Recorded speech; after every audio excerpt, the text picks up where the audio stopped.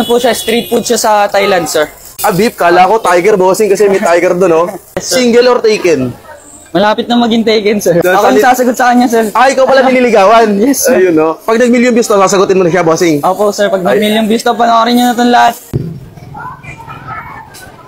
Alam nyo ba, for only 149 pesos mo, ay para ka nang nasa Thailand? Dahil ang sikat na street food sa Thailand ay meron na rin dito sa Pilipinas. Ito nga ang Pad Krabaw na may iba't ibang spicy level, depende sa gusto mo. At sila nga ay matatagpuan dito sa nagte-trending na Ugbo 2.0 sa Sampaloc, Manila. Sawadee ka. Ang sarap. Uy, pogi, bossing. Ano yung niluluto mo dyan, Pad bossing? Krapaw po, boss. Ano po? Pad Krapaw. Pad Krapaw. Bali, saan po galing yan, bossing? I mean, parang kakaiba yan, ha? Galing po siyang, ano po siya, street food siya sa Thailand, sir. Eh, ano po yung karning ginagamit mo dyan, bossing? Beef po, beef.